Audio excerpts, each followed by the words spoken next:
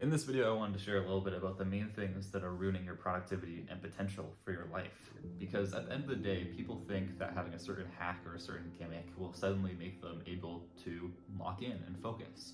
But the issue is that's not often how it goes. And there's this rule of 1,000 cuts, which I heard a while ago, which basically explains that throughout our life, when we're trying to achieve something, get from point A to point B, it's often not a straight line where there isn't one obstacle that's messing us up. It's all the small little things that are scattered around that are stopping us from achieving what we want to try doing. So if you want to try to get some work done, then you randomly are going to go to the washroom, you randomly are checking your phone, you're listening to music and the song changes and you have to change it. You're randomly hungry and thirsty, like all these random little things that get in the way of stopping us from achieving what we want to try doing. And that stops us from getting our work done. And it's hard to pinpoint it because it's like 1,000 small cuts that are constantly getting in our way. But at the end of the day, the main cut from what I have seen has always been my phone and technology in general. And in the last video, I talked a little bit about different things that we can do to our phone to make it less addictive, of things like changing different settings, of putting it on silent mode, putting it on black and white, doing all this stuff, which is pretty good. But there's a bigger issue, which is that even with all of those things, our phone is still highly addictive. Even if it's on black and white and you don't get notifications, you can still fall into doom scrolling and doing things that aren't good for you. And especially for when we're trying to get work done and be more productive throughout our days. If we let ourselves doom scroll for hours, that's not going to help us achieve that. That's not going to help us get anywhere close to our goals and to reaching our potential in different areas. So the main thing that we have to work on is actually helping us save our time by cutting down on screen time and cutting down on these distractions. And recently that's been a big issue for me, since before I started posting on social media, I had all social medias deleted. No Instagram, no TikTok, no Snapchat, no YouTube, none of it. And then on my computer, I just had YouTube with some blockers to block the home feed and recommendations, which is something that I recommend for you guys if you're not posting content. Because at the end of the day, you're not getting the best information from short form content.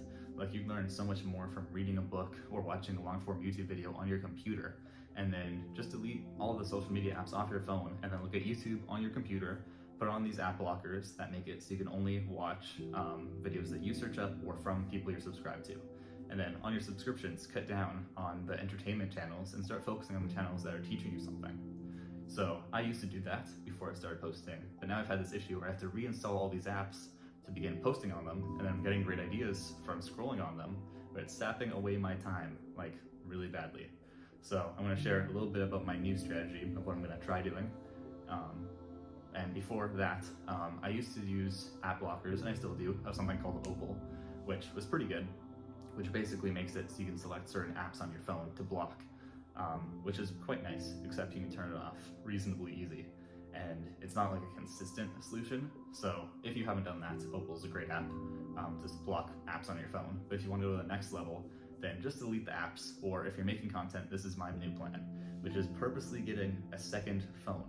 Because I've seen a lot of these big influencers or even rappers of all these people that have like 2 or more phones.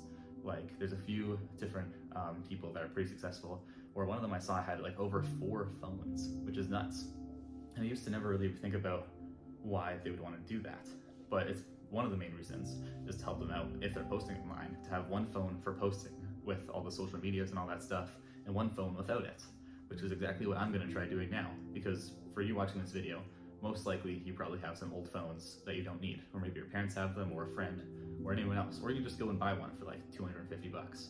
And then you can have a second phone where you'll have your social medias and different apps that are addicting. And then your main phone, that's newer, that's probably nicer, you can still record your content and do all that, but then you send that from that phone over to your new phone, or over to your second phone, and then with that, then you aren't going to be caught up scrolling on your main phone. That's not going to be holding you back. And then on your second phone, you can take all the footage that you've sent to it, and then from there you can upload it into the internet, into these platforms. So that's personally the idea that I've stumbled upon. I have not tried it yet, but I'm just about to. Just got my old phone and I've reset it to try to make it onto a new account to start doing this. So I found that to be a pretty interesting idea that I hadn't thought of before, and it may be interesting to you, and I hope it helps you in some way. I'm going to be trying it myself in a future video. I'll probably share if it worked for me or not. So yeah, thought I'd share that, and I'll talk to you again one of these next few days.